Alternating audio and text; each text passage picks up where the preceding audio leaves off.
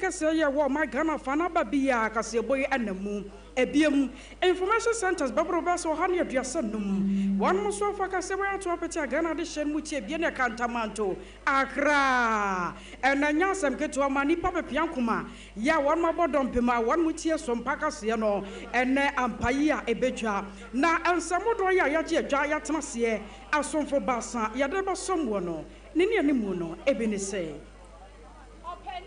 no kaneno na oyo manyi first lady nana kuna du agema rollins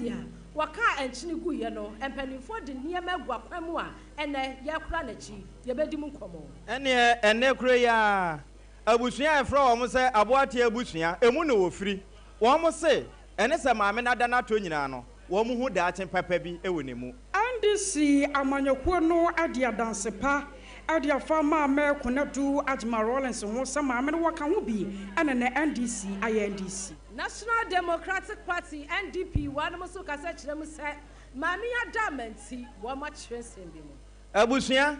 Babesia na wodi be man pabro shin and so bona no ka ho. Ya and then social media so no. Oppose for say ya che obano. Revenue Authority and pension for Adiabasa wakwa Santamante mua. One match one kasa tax force B ya wanam kwete kwaso ejeje Adam die. Mrasebe jefie wo pani awo no wada edom dodo na no ayo no nyamfo mahama yarega. Wachire mu se ebi mu busasa 24 hour economy no. Daba no amehyasie. Wose gise ECG one mo mercy bi a wo mo de to ho na na doda kwa kufuado abreso no. Ni nyina etuo twansa. Ene abusia abontema de hye no nso se wo mo hia se abandon project abanya dan ya wasisi anka wo mo na benya so mfaso ye gya no empanimfo mrem yabako America memu na yerodo na Trump wasake kan ho biem enhyane mra wodro bi a wode ba na busua che kurai ana wie bebo mo na yode amam we ne nsema wodro pi no a edi Canada tie na asomfo basa yatena sia yode ababa somo Sompa 93.1 wa Santamante Kopo Kumase ayiko 100.9 Kumase kro no a wokwa Paris France abochimemu a adonfo radio one more focus boy afei takwa aya Sompa 101.1 takwa de 103.3 tachiman wobotumi atia kase boy bi ebra wotie Sompa 106.1 and of Sonyo 98.9 and Kranza 90.7 yedom live awotoma 101.3 na fe mankasim aya Kingdom 106.1 Sompa chede ne nyumaku awodo pinu a na wiabre wanu madoma so yasene ne yene a yatena sede enka kire mebebu nsemi nyina ho asaw ede ama wo no ayeme akosia aje wakode boaten mene abena badu adepa kofi and afi triple A man ejapia apamdada Sompa obi bas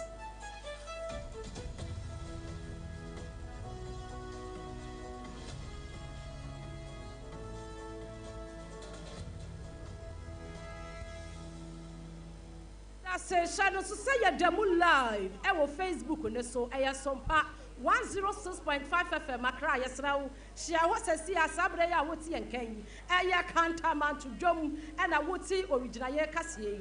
ya de awraho sami e frase e de amawo e na no October bo so me ne da na etoso aduono emiensa oh my Ghana yanti asem da kra ni nyina ne se enkane ye first lady a eba no pa sa oba etuo bua anasa etuo tu a esi ne bo na nakuna du agema Rollins waka chine gu ye e wa bra na aduane esi gyaso no empanifo ekọ na kra na ehwehwe mu a ene da ya me no kasa ye November bo so mi yi ne da etoso aduonu wotwe e na opie mu e wo Black Star Square wanum di amamra ne amane egwa kwa mu a wamu eye state barrier chenchirenche ede esine anasa wanum di agya no kwan na wohwemu etia bakosemu a mami aye obi a waboa yie pa de obi a betumi aka eye 31st December women's movement no mami aboa ye ekyekere ma ekwan a ma befa so na wamu so betumi aba wamu ho so na eda na bempa na empanimfo ni tini ni atwotwo wuro empapia nkoma na wamu kopie mu a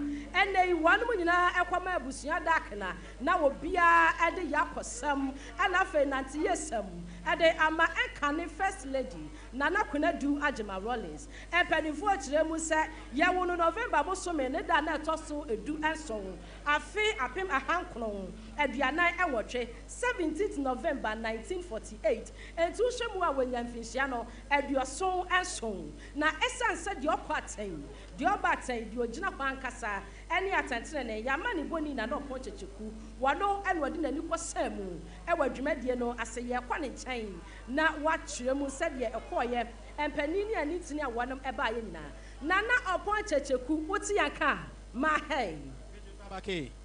se bibia bokode ahweye me gidi samuso mo hoye adom esanse se ni de o ma mu nyina ye ni da kwatomo jam bia ya wokoye Black Star Square said ye ekoye yesra oboye mu kakra me da se ene na abrewa eyi poma kwan mu e de atodwa kire mu se eye Ghana mampani oba pani a obesom o man Ghana mfihye pie etwemu a yenkai Ghana fo yawo ono ankasa ne kunu Flight Lieutenant JJ Rawlings ono so ene oman no edi nkra e ma wi akire ye hwe anim kwan sa anya bia nka eje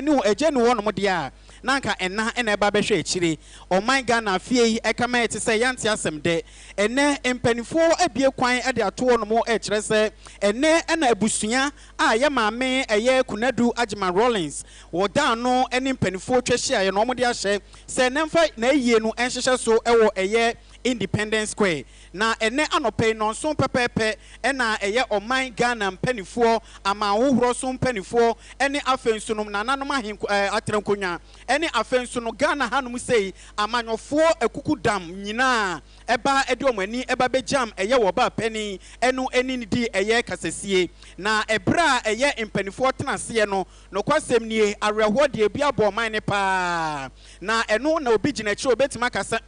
man never is na chese nipa ensa hwe esanse ye hwe maami ne fama ene ne ho fama ene wo somo de ba besomo man Ghana ne titiriu wo hye mani bi nkran ema nam so krampo ema Sompa general manager maami akoso agwaboaje enam ne ntete so eti afutuo mpo free maami ho ema ne wadane oba ya asantoa ewo man Ghana amanyosemu anase bia eye insentro adwumakuo mu no maami no atete amanfo bebre na meka say de ya pagya na emu no ede no akwakokura biaya empanifo ahyehye se yemfa no emu no enkonkohia no kwasem nie na ya hwe anim kwan san ka anya bia eye asantehene eye otumfo osei tutu the second ankono ankasa betia ne chacha mu na anka wode nani kuru semi no ane hone sanso santem aba behwe agya wono ane de hye nanso yesi agya bi wo agya biti ase wono ankasa ma watu eye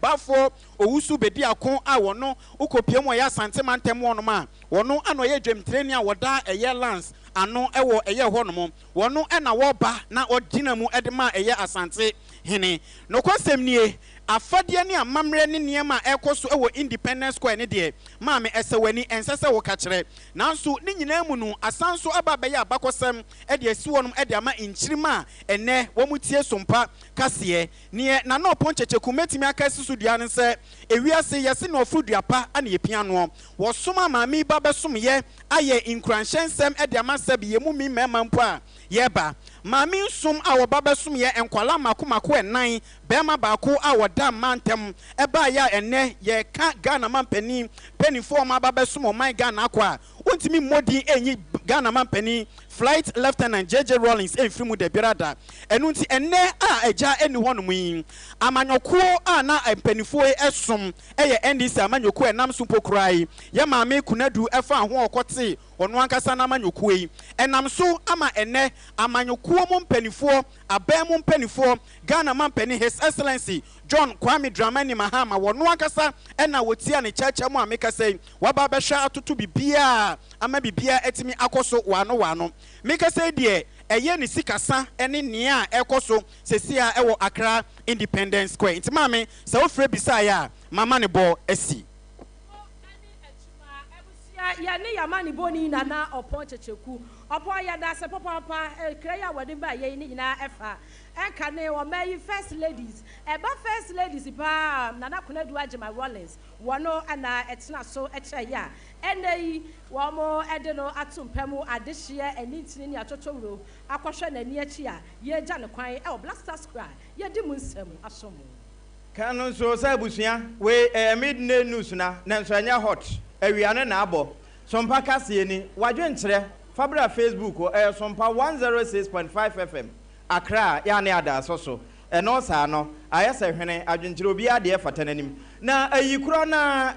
na Kunedu Ajma Rollins, Nana, Nedoti Yenase, our Black Star Square. Abusiani in Abo Kutune. Na Abusia wo Frimuno was Antimamu, your friend Abuati Abusia. Na Sabusia in Pobine war. And on say hunti, Penia would tia womano, enya daje, said the Aduse, a muda will be a dinner danceno.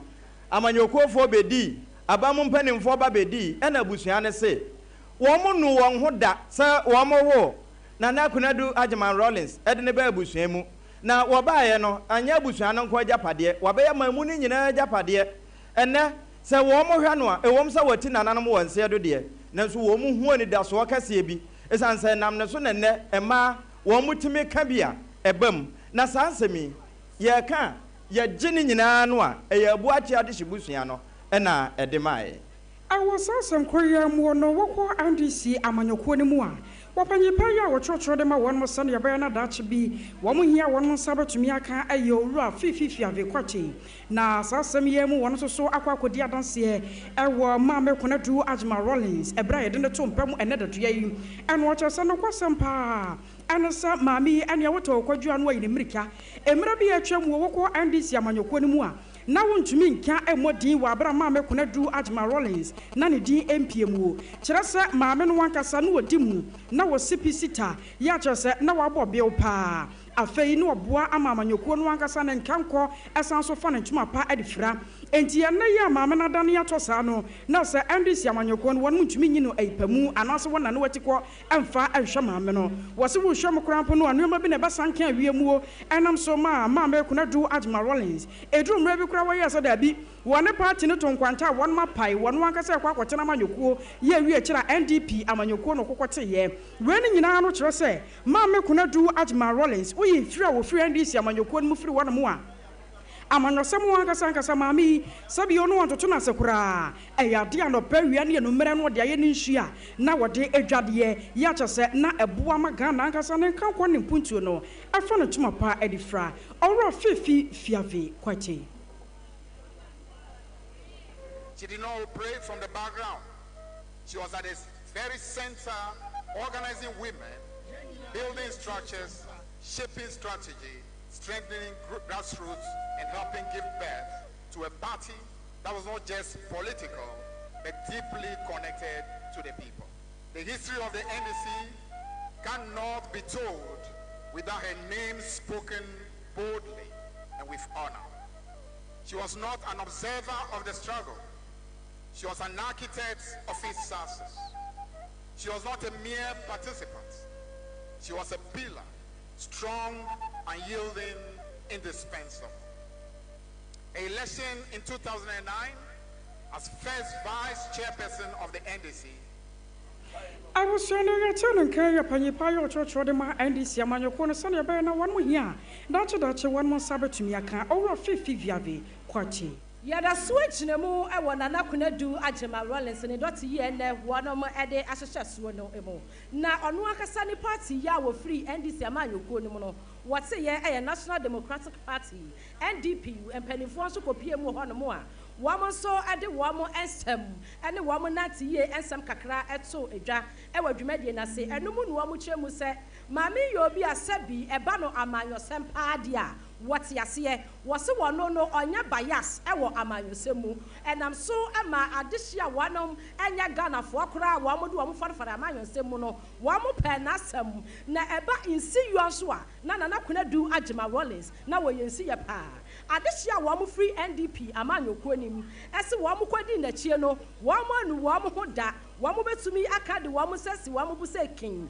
aka kire wa mo ho se ebra wa no di na me no anamo wachi no wa mo sua ade pi efri ne chen wa mo sam eni. I yielded dedication to the service of Ghana and humanity. Nana Konadu was not only a political icon but also a visionary whose legacy of empowerment justice and democratic reform continues to shape the conscience of our nation. Her life was a testament of resilience, discipline, and unshakable belief in the potentials of the Ghanaian people, especially women and the youth, to drive national development. A pioneer of democratic governance. As Ghana transitioned from military rule to constitutional democracy, Nana Konedu Ajiman Rawlings stood at the forefront of that transformation. Her voice, wisdom, and resolve were instrumental in nurturing a National Democratic Party NDP Amanyoku Nana Konedu Ajiman Rawlings Neyi Yadeno Atumpemu Ama this year Erhen and Yechie Eman in Nanti ye what say ye ewa Afimpino any edu emi no 2012 October no mono and a woman so do wamu yakosem ekoma ebushin. Ene ebusuan ye to aso na yakɔ no aso ne yegyina na fe wo a oyera abo pen yaka kyerɛ sɛ ma oyawo enko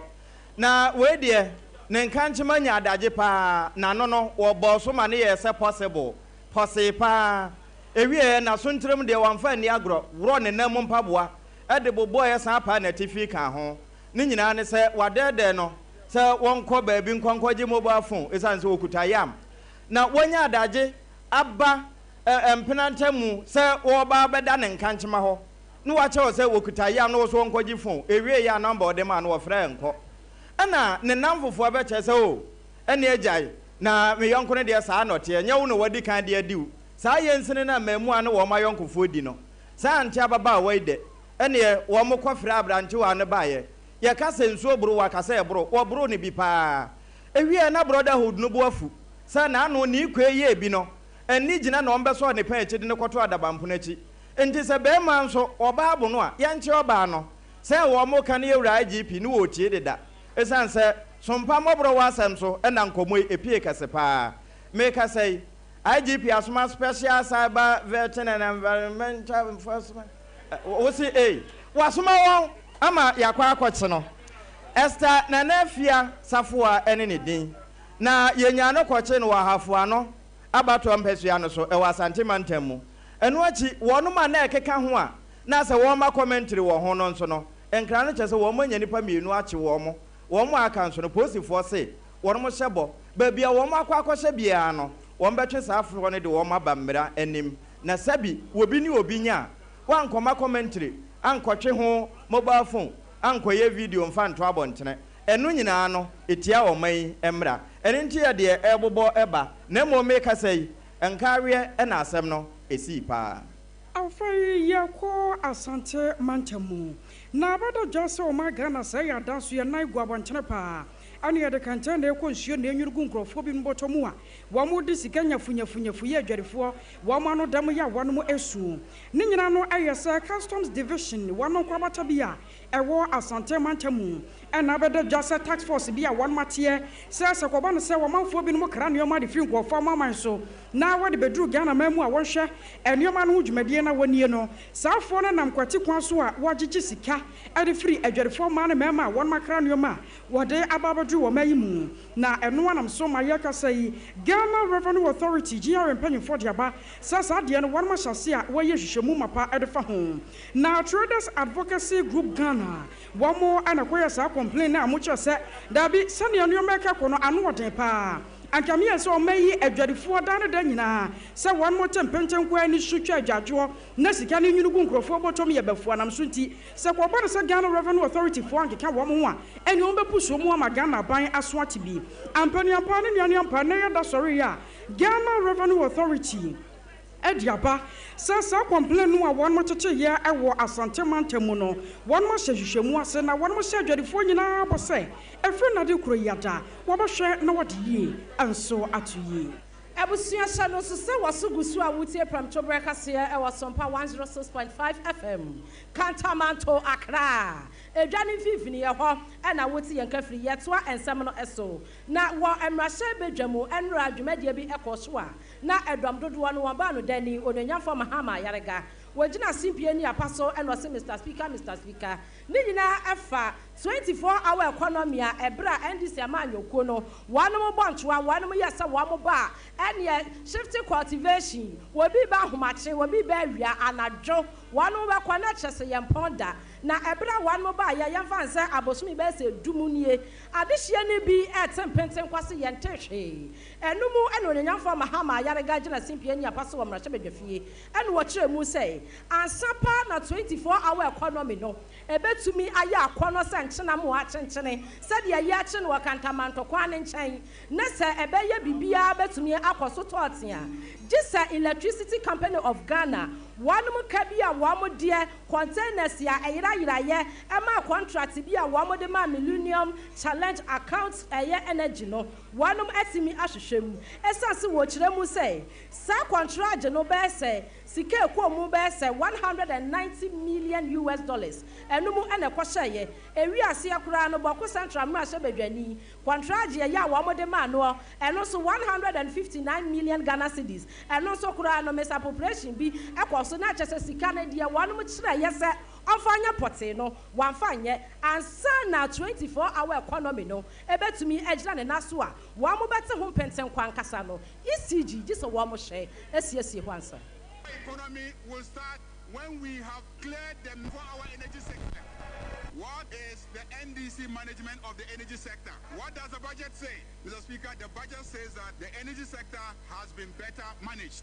We suspended all power purchase agreements. All power purchase agreements were suspended. We migrated all non-strategic state-owned facilities to prepaid metering systems. We are reintroducing private sector participation in power distribution without a PDS scandal. A second gas processing plant is being developed to save Ghana an annual expenditure of $350 million on liquid fuels to power generators. We are managing the energy sector more efficiently. And what you know, and now Okenkaya was say Ebrana Yesu Christo, watch mu wa baby, and in a shian for Zakioso, Essasun way TNT, walk of food, ya, and my Yesu Casa Zakioso is the formula. Nana one China Medana or refer at the Ama and Caneno or Maya, Wamu Ewamu Jana or Sana Hene, a Yakano for Yata, Wakwashasrono, Wakach that a dom Kumanis a Wamotan and Rafom. 19 verses 1 to 10 says, Jesus entered Jericho and was passing through. A man was there by the name of Zacchaeus. He was a chief tax collector. What was Kenoforiata? Chief tax collector. He was in charge of GRA. And what do GRA do? They collect tax. So clearly, Zacchaeus in the Bible resembles Kenoforiata. A man was there. So he ran ahead and climbed a cyclone fig tree to see him, since Jesus was coming that way. When Jesus reached the spot, he looked up and said to him, Zacchaeus, come down immediately. I said to Kenoforiata, come back to Ghana immediately. Abusia openia wakasa ye ayedom dodo anobano dani onenya form hama yarega enra e wo mrahye badwafie na sankoma nyina ekoso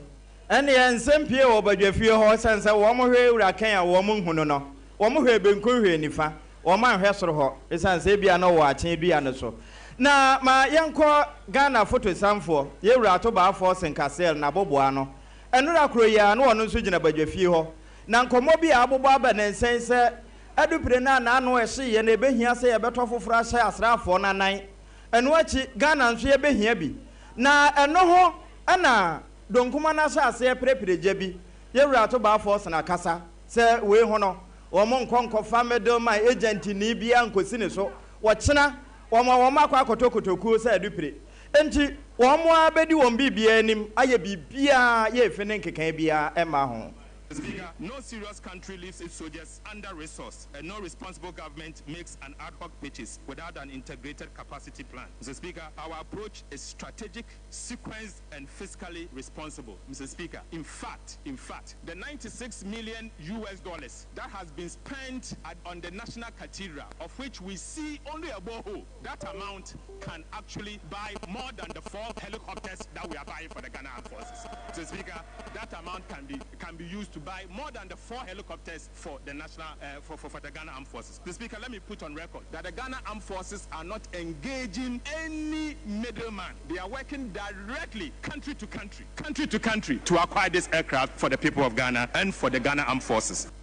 And no, rato ba force one na hwe oman yisi kasam so no wo chese ehunu hu ne mpre no ne esi na no national cathedral edi sika pempema nkoma kotu amana no wo mo nya sabi enti we sra adom no a man ne man e na edi kasobom ama wo ma koto adupre na adom aboa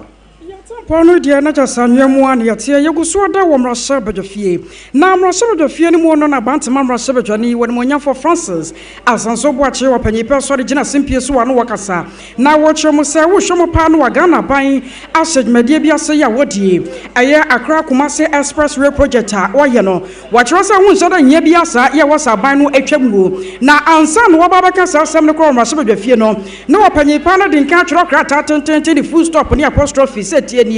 asi tuo dia koma Ghana mampanyin yewra tontroma ni mahama sasa adwumade no a wasose awodie no wohwe no wantwam sanse emfaso biye ni so eke de bebra Ghana man no anyasem ketwa na enonam so ma Dr. Kasiola Atofosen wo ma Ghana photo sanfo so original chasa asie no sai ye no ana sa na ame se wo man no aban ni panie na mo MPP die mo bose mo twesan on the issue of the Accra Kumasi Expressway. Let me take my time, Mr. Speaker, to correct some impressions. Mr. Speaker, the Honorable Asenso Boache suggested that the proposed Accra Kumasi Expressway is wasteful. And that we in the opposition opposed the dualization. Mr. Speaker, that cannot be the case. Mr. Speaker, I was surprised and amazed to see a colleague, member of parliament, particularly an MP from Kumasi, to describe the project as wasteful. Mr. Speaker, to the extent that the said MP wrote to the president to say to the president that don't do that project. Mr. Speaker, I am surprised that this road from Accra to Kumasi is more than a road. It is open. I was sure not your son and umpire for Senor Da. Near no one yet to know where your my Ghana photo son for Dr. Kassiel Atofosen. Yefi o my Ghana yasana hene Dr. Kassiel Atoba sense mu de na kyerese sikasemu na yadaso a yegina mu CEO at the Ghana National Chamber of Commerce and Industry. Eye Owura Mark Bedu Abwaje wakasa akyere mu se na sem ho enkomo bi ebeda wan mu apono so na wan mu kyerɛkyerɛ mu se enwumekuo enkuma ya wanom ewo manyim ene banks enketwa no ekebeye se eye bank kɛseɛ na no ya yankasa omayi ya Bank of Ghana no ebetumi aso wanom asene na wo matimi invest ewo enwumekuo enkuma no emu na ebeto dwasa no na ebi mu kase ane wo mu disika ne kohye mu kura sika ne ma esanse wo mu di dwane ade wo ba disika ne pe na akwaya something which is that one mutua ebe wiase no na ede oka na abesensan aban ne kom Dr. Mark Bedu Abwaje wakyekye mu sei. The development of an economy, for me, is a partnership. So the banks will play their role, the businesses will now, because if they don't go for the loan, the money will be there. There's nothing you can do with it. Now that government is not borrowing with the TB rate now at 10%. We're going at the days where it was 25%, where the banks will take their money, give it to government, go and sleep, and make 25% interest and high profit. Now that trend is changing. Government is not borrowing, so you have no option than to give it to private sector. We've seen a reduction in credit to an increase in the credit to the private sector. And I'm sure that it's going to be sustained. That is where we'll be able to. Enti no say abesia ya wanoma edema adwadifo no say interest no asoba fam pe wanu baji a wanu betumi atua enti wanoma anya ho bibia CEO edema Ghana National Chamber of Commerce and Industry Owura Mark Bedu Abwaje ekyekye mu abusuama yemfira no mu na entem yenwura ngomasuam enche bia na nkomo bia bobaba every Wesley Girls Senior High School ya wo mo kire se kremoni bi akwa ewie ye na se ne som ene Methodist som no enhyehyɛ bi a wo ho ebo abra ewie ye asam no wo ma twetwe afiri som ma aduru mrem eno ena sesi ye krata every Methodist Church of Ghana Conference Office Wesley Towers num abrosa tenten ne soro ena sa krata ifiri na eno nso aba Wesley Girls Senior High School a Wamo board no chairman wotua no Most Reverend Professor Johnson Kiasa Mwajedu wono na nensa hyase ana wo matro krata tenten kyerɛ sɛ asam na asi asabi Ghana ya twetwe ne so we anam ebi ya nam anyosem na ebi nso kura de esomo fore ho no Wesley Girls Senior High School enye ne edi kan a kremoni ko bi ni sa sukuu yi watete Anglican fo sukuu kro na basrefo afa ho SDF fo pi na akọ ho akwaje ntete Roman fo akọ ho bi afa won ma efiri China Buddha fo kura ebi aba ho abaje ntete enye no nko anye niefo ya omode onyi bibia ni ebi kura aba ho Jehovah Witness ya se ye pagya franka akura wo mo ensum bie no wo mo nyina baabi nanso obi amfa manso ama ho enti saasem wo ya aba Ghana yeso som na ye twetwe no eba wo mo sukuu ne nhyehyɛ ya ade kyerɛ no wo mo kyerɛ wuti ade ebio wo mo san kyerɛ wakoma enso ade na ya kyerɛ wo nsa nso ade enti yesiesi adwene no na yesiesi akoma no na afi ensa no nso wo mo siesie sade be na ufiri mu firi a wo mɛyɛ kɔtɔbɛsom na mum obetimi asom mo man na wasom ne ye nanso Methodist asafo no de wo mo gina so se emfa ho ne ne ebesi bia no Roman fo nwoma etwenwotwe ne ncheche mu aduasa nkono no wo mo da so agina ho ende anya de wo mo na firi ho ne amba na firi ho kyena emfa ho ne obi gidi a wode beba na mum obesere se we ya ebe nyina no yese afa ne afa nka enkyere se baabi fo mefa nkodi emfa ho ne wo a wom se obi kɔ Roma ya Roman fo nhyehyɛ odi so enti sa won so beba Methodist school nko a de a ene e Wesley anhyehyɛ no him book no no wato bi akenkan e de aboa na owie a won so okɔ a wo de ɛho nkyerɛkyerɛ no akɔka de ɛho ama afoforo nso anya mfaso no bi I was sorry to and some no so. Now, Jumadia Sunko be a coso, I wore a Santa Mantem Pokmase. Way I Yanuamo, one more at on Yano di Niahujuma, I will marry more and a disagmano. Metro Woodworkers Association of Ghana. Now, Serge Madiana, one would do no Fasa Quanyano so. Now, what's the Bribidia Ghana buying? Now, watch them say. One man your quiet Breton Yanano as saying I'm Galam Senti, and Sakobana Wamokraniano, one more pebia, one more brapa. Nam soon to Ambasrabai. Sasa abana kekana hu awon kekana hu ye na won hwɛ sɛ entoma no a watwade ase ne kokoso no wobetumi hɔ na galamse wato ase na ebra no dwumade no akoso ɛwɔ Asante Mantam no national president Ademakuyi Ora Abdallah bin Abubakar wɔn nsɛmhwɛfo ɛkasai because ni aye Woodworkers Association of Ghana work for Ashanti region nyamiadum toba eye mpanimfo wi kakra ye pese ye ka kire oman no ne mpanimfo o ha kakra ye taiwo eye materials raw materials di adwuma because me du bi na akɔfa materials na ba ya na ayati ye no ye kɔtɔ free market aye kɔ market ye kɔtɔ ye de kɔ ye site na ye workshop kɔ ye adwuma no apolice for timi chi ye kwam di agide for the commission for timi ti achi ye kwam ni nyina ne sɛ ɔmo sɛ enuane ye kɔtɔ no ensese ye kɔtɔ sɛ enuane de kɔ ye adwuma yes ye kɔ market no sɛ enuane na wo ho obi be hye ye adwuma sɛ ye adwuma ne ye den e ma no ye be sempani fo sɛ ye hye ɔmo ye no ɔmo ne mna fam na ye nso ye ntumi nyɛ ye mmoa sɛ Ghana forest nsɛ ɛsɛ ya ye ho akyere ye pɛ sɛ ye boa ma Ghana forest ye de etu mpɔ ne timi tra ho na ye a ɔmo ye titi ɔmo ma ɔmo nim de nyina nso be nye nnuane be ye den ɛyɛ adwuma enti ye sɛ obi bia ɔmo ye bi ɔmo mfrɛ ye na ye nso ɔmo nye adwen kyerɛ na anwachu no ana Santa Mantem titina ni de Woodworkers Association of Ghana Ora Samson Opoku anso de kakra eto aso anwachu Ghana ban se wede obasra pa se wo hwa na galamse woto ase no na won makwan won sam ewo Asante Mantem nso so no wahwe na wode yie ato yie sanse drumra bia aya na kwan nti wo mo breyi galamse fo nso kura ndie ye kitu ko mo bubu nti no so asa kura na problem dia man nti yes aban se dia aban be bia na sa galamse activities no mu ya mu bubu ndia no eno so be free wo na raw materials na nkasa no eno so mu aye din wo hwe taxes a wo di gugugu so means a wo mu pipe ndia no aye Abusiani ya tene nkai aya Asante Mantem titina ni ademaye nuanom a won moto nua ewo omayimu Ora Samson Opoku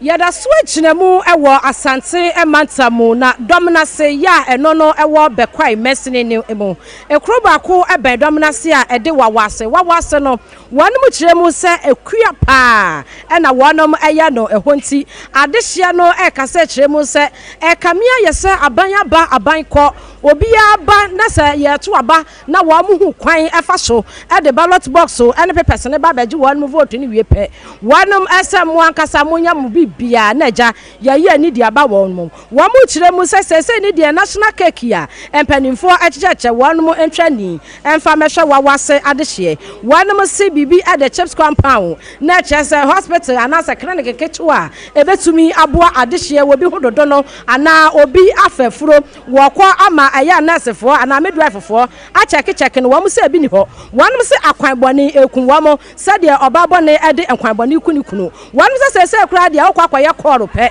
na ade abache na wonsam akoka ye nyina egu badwasere de esa network eni ho wo mu hia eniema bebre unit committee chairman ya wo wase owura wo se bonsu dodo na fra no ajasai wone sompa kase edi nkomo so muntwa mani mehwe wa wasefo e ma na wa ha ne didwa pa enso sese ye akrofo aba ye nya network ana ye mobile money wa ha no sese ye kwa na akrofo kwata ke ye nko bi ye mobile money wa ha no ma ake sika no so ke so ye de beto ye phone so ye kwa ye kwa koyi adam na ke kwa asemti ye kwa na akrofo akodi chip compound no eno so ye hia ye pa fi se ma wa ha fibia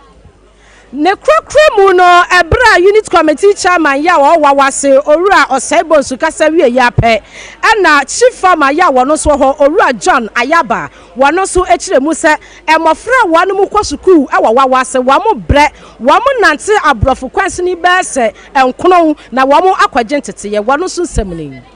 se kurum ha ye dosu nti yeni na hwe se bibi kura si wo kurum a ye yente na yakobi anase se ba se kura bibi si ni ye dwane a ye de ye bekam efise obi eni ho bitimi afre aka kire se bia bibi se na ekoso nti bia munye se obohuna ne ya afu nya akone de ya catch nti ye sere se ye tuensa afre mu a na ye network nti ene ye tuensa afre mu se madawma se ne besi mu so na mpanimfo nso ate na mu abeboa ye network se mu etosu bim ekwa no ano ode mai esan se aha ye akuafo nti tem bia bia ne senka na efia da anka mbo aduane e be fi kurum ha akọ dominance nanso enam ekwa ne yakọ ne abadi eniti etoda ne ene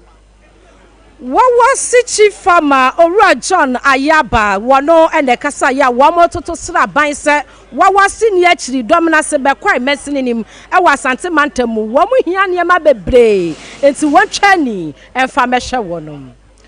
abusua ye firi wawasi a ye de ani ikirem e wa abo ntem enya nkransa de na we ye de wo bosontwe abato mpesua so na timamufu a wo ho na ebosundwetire se omane ntafre wa de efra na national cake no wo mo cheche a nhire nka nyame se empanimfo anya wo mo abro bosontwefo nso nya bi nanso ade ba kon ha wo mpa ne se emfa ho ne de wo mo nya se be ye na wo mbetimi ayo awie no na akoye boache bidin ne se ho nti we assembly member wo mpotemu ho honorable Bismarck Chei won na se suku adan ya wo mu sisi a contractor no wa firi hokọ ama ise adwuma na kansensemu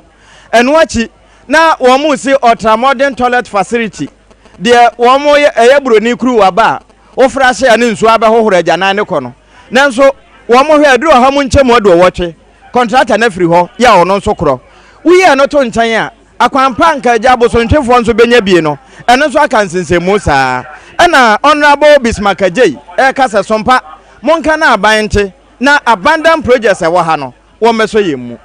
every project here wo mensa bengum si a depart project a district assembly project ba ko o beto ye no na o hwe ba bi adri a we are almost done aka electrification issue we have polytank ya ya bibia ya tile ho ya bibia aka meter ene betwe kane ya de aba na manfo yetimamfo no easy eni agana bia okrodie mu ha we na ye hwe say district assembly no betimi ama contractor no hwa ya otima ya amaye enam say agana bia ni kroma anti no say bi o kotozo bi agane na agu suku dam kwa na ikwa untimi nka ne kese bi say agana bia eni ha no mu a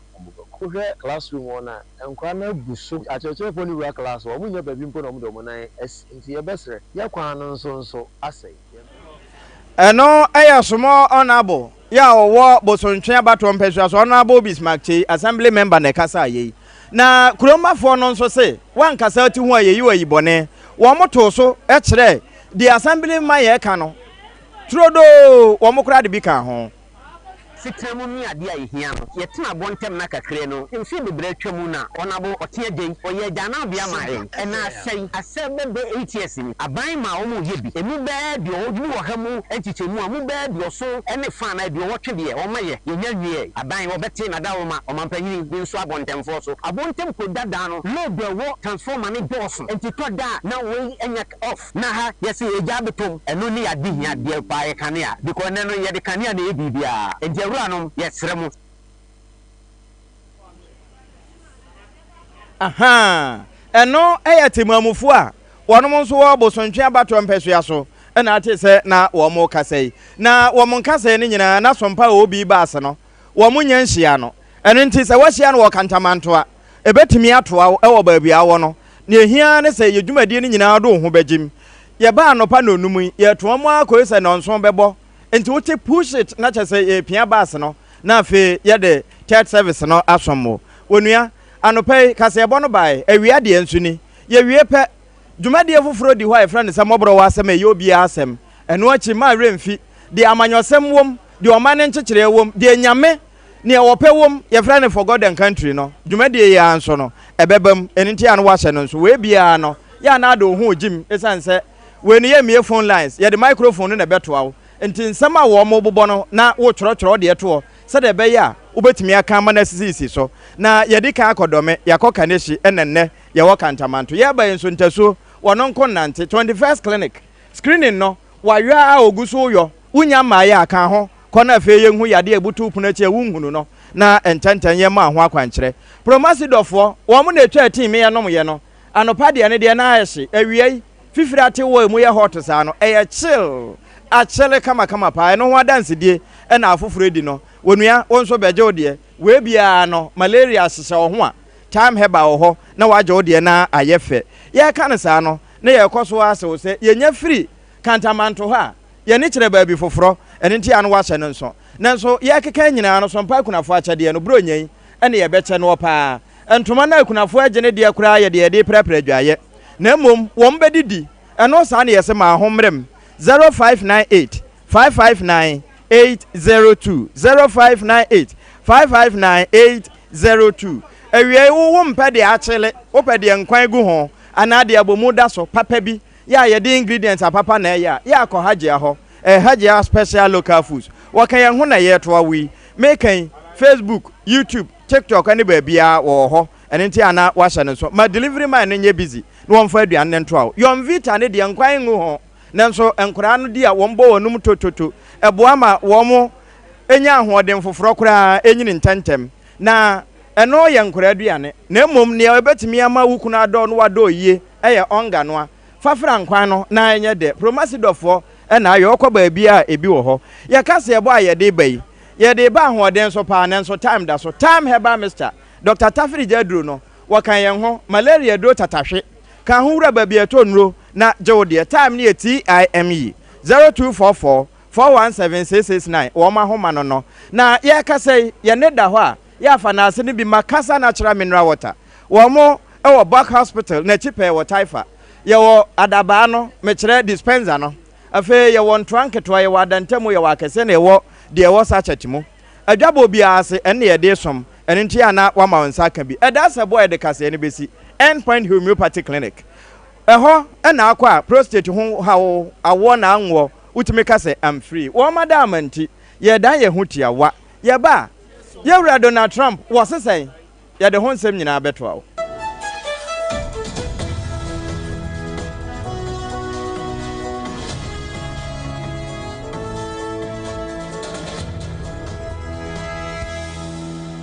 to me chenya oba eni peche mu ana dio bedachi nanso ubitimi abwana manenya pomodin free ne mofrase Yamvita ye de milk papa bi ni nutrivi aye ye nkwada ediane a eye de na ahodi a ewo mu no bo mofra pomodin anyo impeni for swini chopa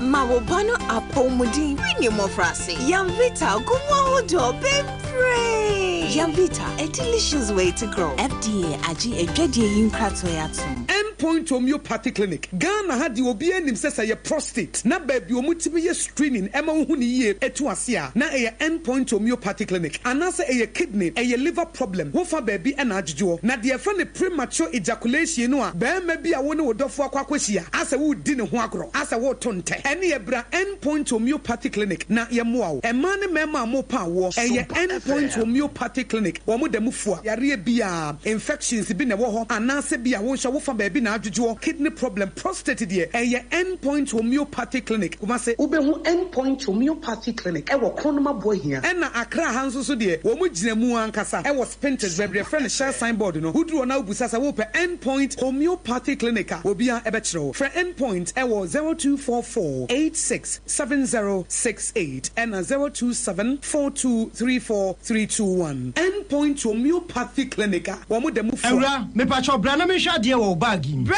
aden enen so biem. Hey, time heba me hye ya me ka se yi ba kwin. Ani wayi me ensen. Bra, sanya time heba me hya esia gyimi ni me fiefo enya de abako ebeso yen. We de udi se ofa ni nyina. Time heba me hya me ka se me di one dance ya heaven ene de mekwa akopie. Enti se malaria we draw ne time heba mixture. Enye enunku o de nanum ato a wontimi anidie no. Time heba mixture duro no ene ye ma. Oba a wafa afuro de o ma akwada nofo. Ene akwada woni mfie dumienu entimi num aduro yi bi. Se obeto aduro yi bi anoma. Hwe se wakọ hospital anase lab am yehu se wo atridie malaria yi bi ansa. Se o petam heba mixture enu dudu atu a fo ani kire KNG Herbal Center ewo Emrom Abidjan House ana ba akoso wo atonsu Monaco Junction. Eno echi obenya bi atowo over the counter medicine sellers. Any herbal shop dodo na emu. Fre 0244 417669. Kayo set time no TIME time herbal mixture afi malaria fever bi adani ziba ewo munu betu akọ. FDA agi adwade nkratoa yi atum. Tontonte yenum nsane efa adwen. Ne efa adwen mpa. Say na nanu nim se bre bi beba ama tonti na 74 opa ye ne simple. T74 abeye adru. Tonti na 74 ana T74 asa twe yadwene asina nanom dodo so. Se de na dodo bua ma na nanom enyare basabasa no saa na tonti na 74 ana T74 ebu anipadua no. Emo immune support enti obi onum bie no abre bia ne ho den. Tonti na 74 yi nso yaye no se nsuo krokro wa kama enti ba bia wonam bia obetimi de wade akọ. Samene wa ankefi na ekroyi eda no nko na wie ye wa bra mennom T74. Se mennom tonti na 74 menya hodin mennom ne da bia. T74 yi eye hahama ene ye de aye na DHC ena aframa na ye kama saa no. T74 ahoden ni apomuden ko a. Woko pharmacy ana baby eto no bia ubenya tonti na 74 yi biato. T74 yi enye ma oba wa fa afuro ana obi a o ma nufo ana se obi a onya mfie dumienu. Eto phone 050-162-8931 and 0246-073-498. FDA agi adwadi nkratoa yi atom.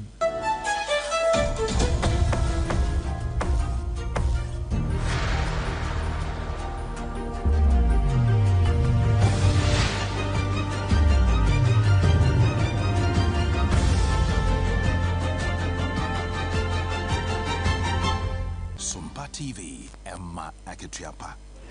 Nokre Emma Akatuapa papa ampa Sompa kase no enya pesa menkomeka ye nyina na ye ka enti na awo mu bio na abusua me ye ntwa bosompo ne ye nkwa amanone amanone so US mamu ne ye kọ US man pani Donald Trump wasa kasa bio na sade na nsan bi mu ho wokeka no ho o kire se wono ma enne nkrata wo ne mamu nyina wo magiska akra na uni unya so sika no ma kokurom ye binom ye se wo mbeba de ne nka bola so kro mbekwa akodenti wo momma no se wasa de foforo aba betum ni nyina ya ayre hosem bi esi se ye Ghana hanka beka se woni no wo city guard ni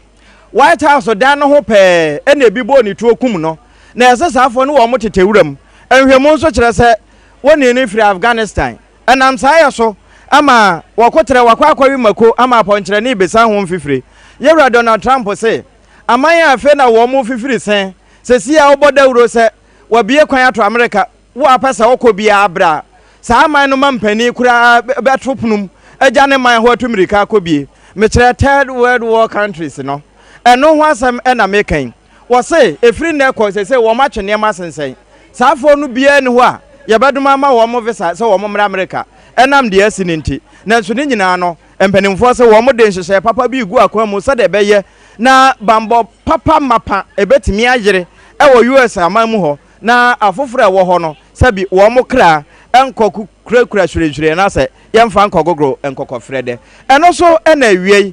premeto breka sebo ye di free Kantamanto live fakra sompa ede somo no ye gina so ede asie na ebi afe na afidie no waso ensama ye de ba ye di atwaguo no de di mu akotene bi ne se Nana Kunadu Ajema Rollins omayi former first lady no waka ne nchini gu ye no ene na busua ye amamra ne amane kwa so a wo mo de ne tumpam e Black Star Square e ma panifo e ko hye n'ani echi sanso ana andisi amanyoko no so edi mami ho adanse ye papa se wo ba andisi wo no wa me wo mabro eno na aboati ade hibusua ne se mami wo ma hu na nu won ho wo mo hu no a wo mo hu da ache bi